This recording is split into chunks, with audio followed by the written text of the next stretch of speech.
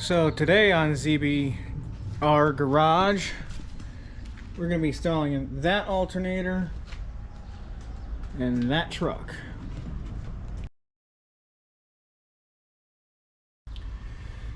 So what this alternator is the SVE black version of the Ford Lightning 130 amp alternator. Now why I went with the black one, it's $50 more than the bare aluminum is. Well, they had that one in stock. The regular unpainted version was out of stock at the time that I was ordering, and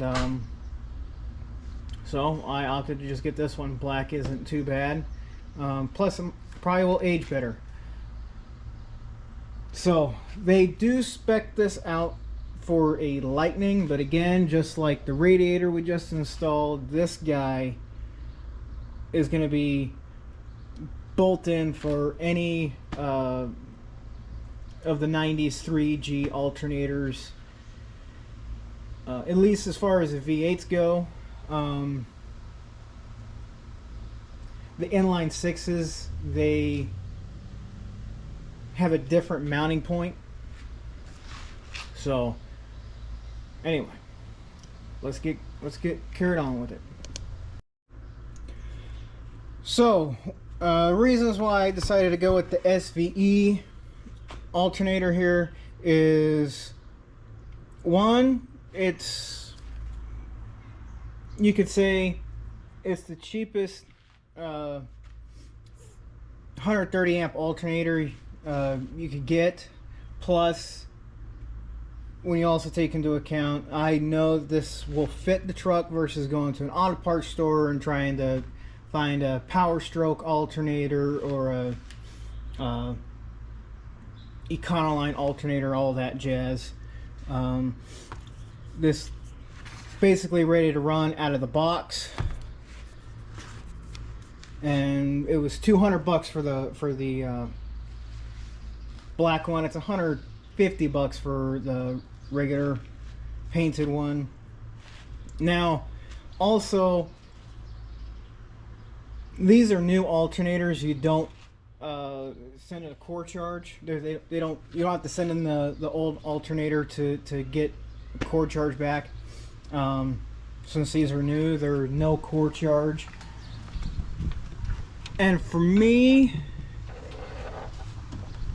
that's a good thing, because all the parts, if you watch my previous video, I replaced the serpentine belt and the tensioner and idler pulley. These parts aren't bad. So like the old serpentine belt, the old pulleys, if these guys were to fail, I have spares I can easily throw on the truck and get back down the road. Same thing with the alternator. The alternator isn't bad. It's not completely stopped charging. It's just getting a little weak.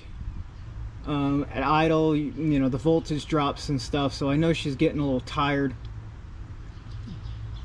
And with how parts are in this day and age, you can never trust replacement parts. A little bit of peace of mind knowing that if that thing does fail in like a year or so, 2 years, I can have something that'll easily get me back up on the road until I get a new replacement.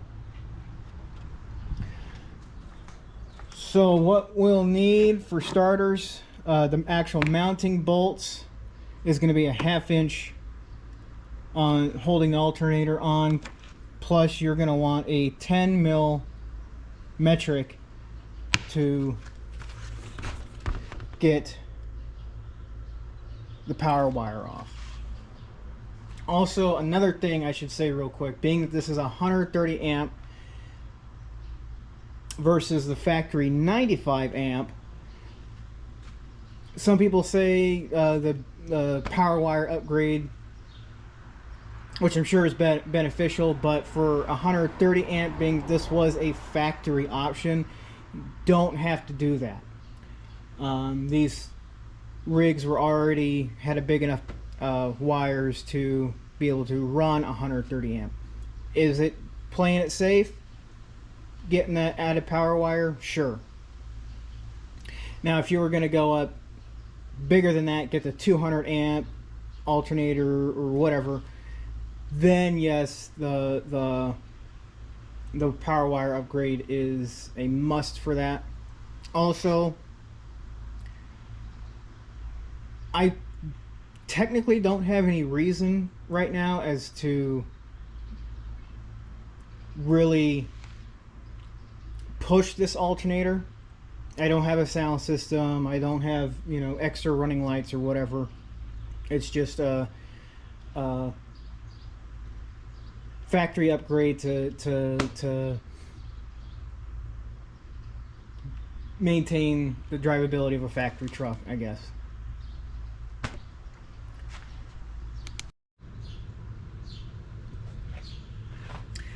One thing you have to be careful about is these plugs. This is 30-year-old stuff that's been heat soaked a number of times. You don't want to break these guys. They're a little difficult to get to.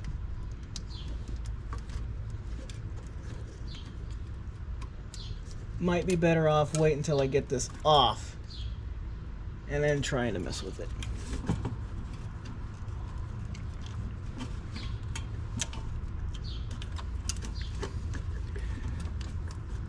Alright, that guy came off.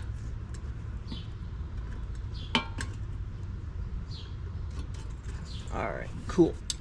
Just gotta take your time and be easy with it. You get frustrated, just stop and take a break.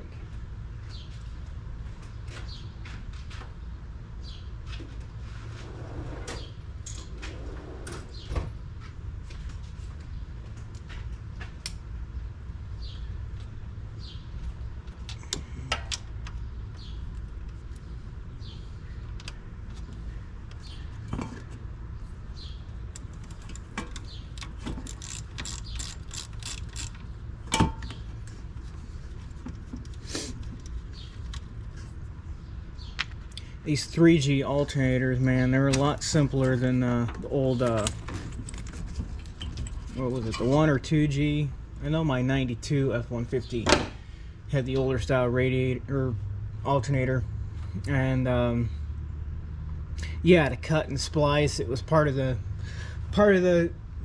program to replace an alternator. It was kind of funny. This one, you just unplug and then put it all back together.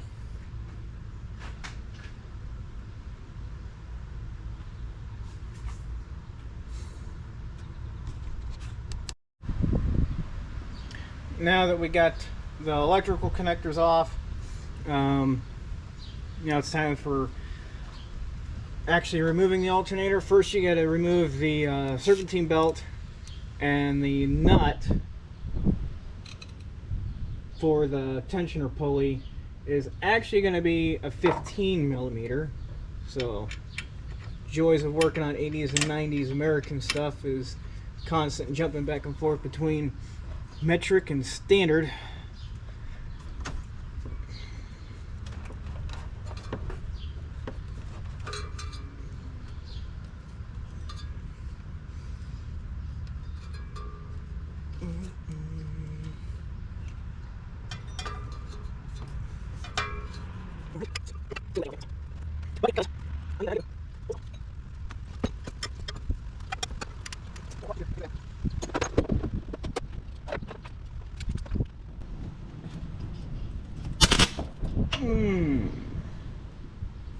Damn it.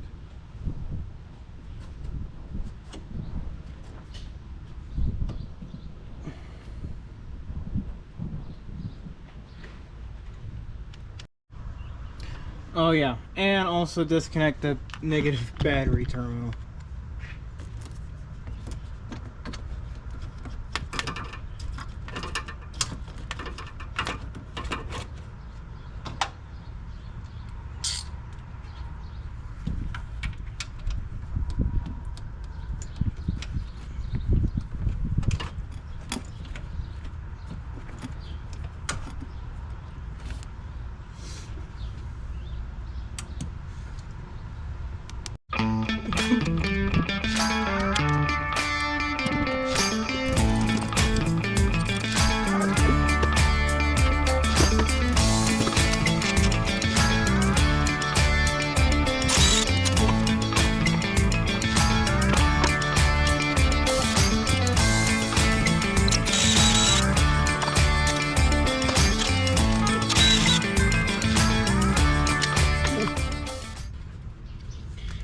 know if you can hear that, but there is a little bit of noise in there if I don't hit the camera myself.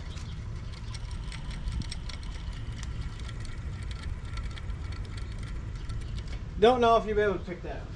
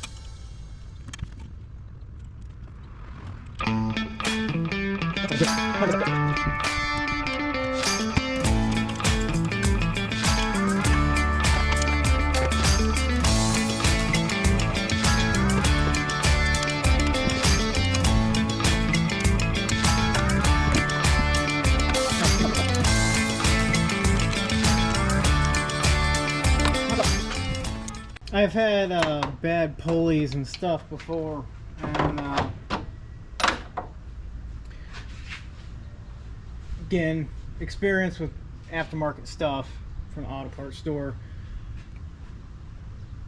And after you do something like this, you can never be too sure of the pulley alignment. So before I actually start anything and potentially wreck a belt or something, I always, since it's a Ford, I always bump the starter and watch the belt. Usually if something's about to come loose, it's gonna start here. Alright, that looks good. So let me get, do I not have that out here? No, I do not. I need to go get my multimeter. I'll be back. Alright, got my multimeter.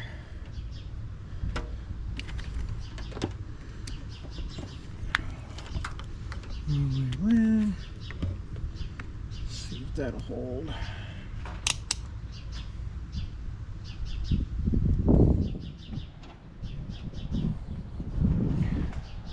Alright, let's go start the truck, see how she does.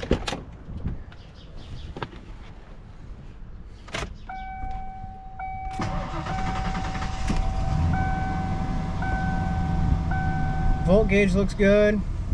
Let's go see.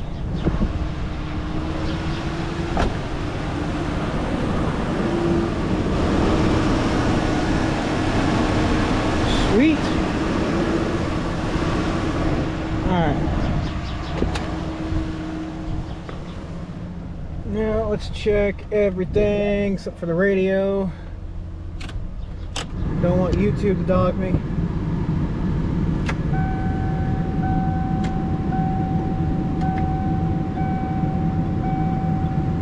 Look how steady that gauge is now, man. Turn everything off again. This is with the AC on.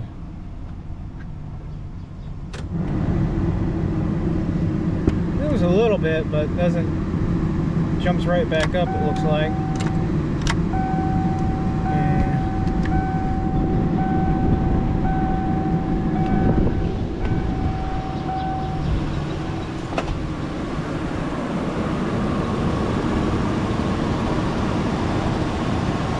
Nice.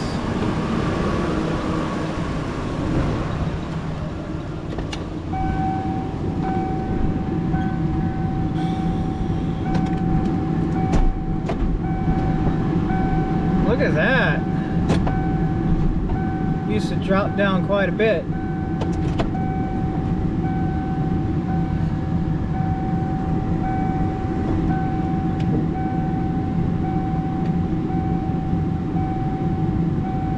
You can just see the faintest movement, like with the flashers going on, but nothing like before. So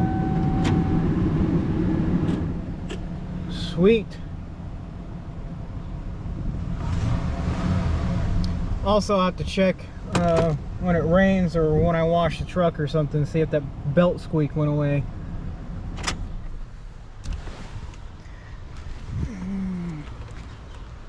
That was the only time the belt would chirp, was when I'd wash the truck. So sweet.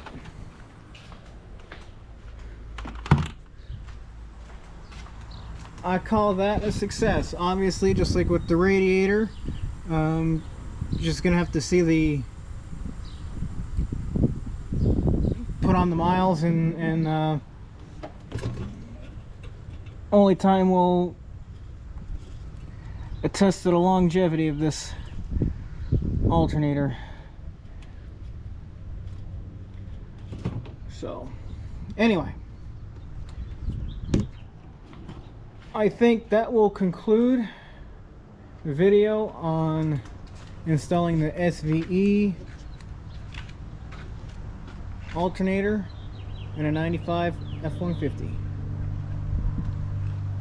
Till next time.